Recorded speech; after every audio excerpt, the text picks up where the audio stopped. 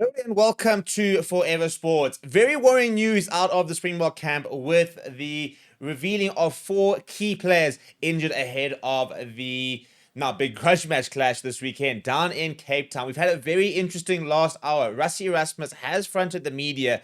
Doesn't usually happen on a Monday unless it's a team announcement, but has given an update from the Springbok camp after a team meeting went over the limit, and as a result, Dion Davids, who was supposed to give the press conference, they decided not to move into the press conference. Instead, Rassie Erasmus arrived and has given us quite a big overview. The press conference is on the channel, so you can go check it out. But the big takeaway for me was four big players injured, and very interested to see how that's going to affect the team selection this weekend. And very interested to sort of see what the how it's going to affect plans moving forward with regards to Siya Kolisi apparently being out for a month, which is a huge blow for the Boks because had a very good game on Saturday before coming off. And also, it's funny how a lot of people, for example, the reaction was your captain can't play 80 minutes. Well, he was injured, so he was removed because of an injury, which is why. And we're going to sort of go through each individual player, kind of look at the injury itself or what it is, and kind of expect to return, as well as kind of the potential players that are going to replace them, because it's Kurtley Arendse, Edwin van der Merwe, President Story rather, and Siya Kolisi. So those are the four players injured. So we go through it. Edwin van der Merwe has got a knee injury, an ankle injury rather. Very frustrated. I mean, just as he's had a bit of a run for the Boks, had a couple of games, scoring tries, had a pretty solid game on the weekend. Maybe didn't get enough on the ball as we probably would have liked, but a big opportunity for him over the weekend. Now an ankle injury, and frustrating because he just keeps getting injured at the wrong time. And it's not like he's a player who's injured a lot. He played many minutes for the Lions. In fact, he was one of the most reliable players for the Lions the last couple of years. So it's just funny how the cookie crumbles. Now, something I'll talk about him and maybe talk about everyone is we need to be very careful when we talk about injuries with regards to us assuming what the injury is, how the injury was sustained, and what the sort of ramifications are. Because so many people fall into the trap of, well, they're getting injured because they're old, versus an injury because of maybe an awkward landing or an impact blow, for example. Not every single injury is due to, for example, not being conditions. Everyone says, yeah, he's unfit, therefore he played with an injury, and therefore he injured it further, because you don't know what the cause of the injury was. So, for example, I mean, you look at Bongi Mbonambi and the clean out on him in the World Cup. Bongi Mbonambi, fit as a fiddle, ready to go, 100%, bag to clean out, and that causes an injury. Completely out of the player's control. And we need to be very careful about suggesting that, the reason why players are getting injured are factors that we don't know about.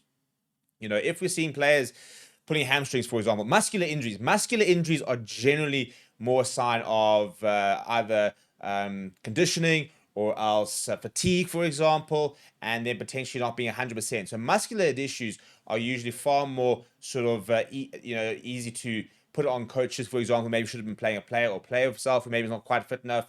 I don't mean fit enough in terms of being conditioned up, but in terms of being 100% ready to go. Because the problem is players also often play on the fringes in terms of, they'll always have a niggle here and there. In fact, if you watch the Rassie Erasmus press conference with Stephen Kitsoff, they kind of basically say that very few players ever play at 100%. They might have a couple of bruises here or a slight tweak there, and it's kind of understanding when they're good enough to be able to play with regards to that fitness idea. So Edwin van der Merwe out for the weekend with an ankle injury. Kurtley Arendse, a knee injury, and that's more worrying. An ankle injury, I mean, it depends on what the injury is itself, but hopefully it's an impact injury, for example, and it's maybe a bit of swelling, and it only comes down and be okay. Knee injuries are tricky things to get right. So Kurtley Arendse out with a knee injury. I mean, Kane and Moody fronted the media, so one expects we're going to see a Cheslin Colby, Kane and Moody wing combination this weekend.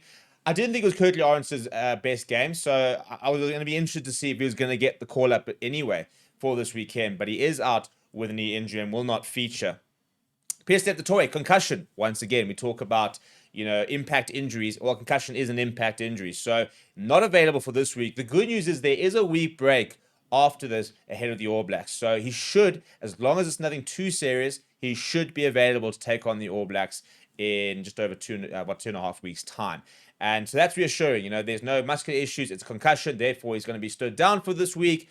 And in theory, he should be back in training hopefully next week, and will definitely hopefully be able to feature in the All Blacks unless something else happens within training. So he's not a massive concern. But we have lost our captain for a month. So it looks like now, see, at this stage, will not make a return until maybe that home test against Argentina down in Durban.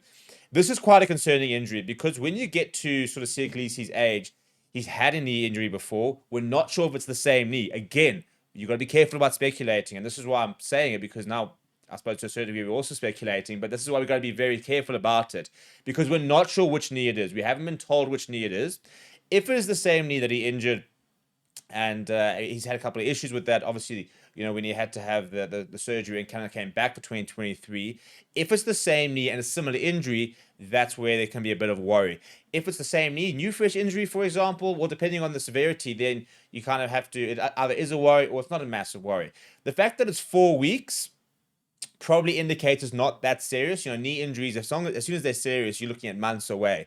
It's obviously probably not surgical at this rate, we assume, with 4 weeks, because usually as soon as you go under the knife, unless it's something like a shoulder, for example, very rare that you come back and within kind of a month type of thing. So it hopefully is just maybe a bit of a strain, for example. But again, at his age, we start to worry about when you sort of knee niggles sort of start becoming more reoccurring, that starts to now raise flags with regards to longevity of players itself. So I don't know which knee it is. Rassie Erasmus didn't say, so I'm going to be very clear about the fact we don't know which knee it is. We don't know the extent of the injury. We do know that it is a knee injury, and we do know that he's out for 4 weeks. So those are the facts that we have at the moment. It's a big loss. I thought he was having a strong game. He scored a very good try, very, very good try. Was getting out on the fringes, was doing a lot of work at the breakdown, and we definitely missed it when he went off. So frustrating to lose him, I think, especially because I think it's having the kind of game where he's reminding people of his value within the side. And then to get another knee injury, now a month off, that's going to be quite frustrating for him to try and come back and sort of sort out.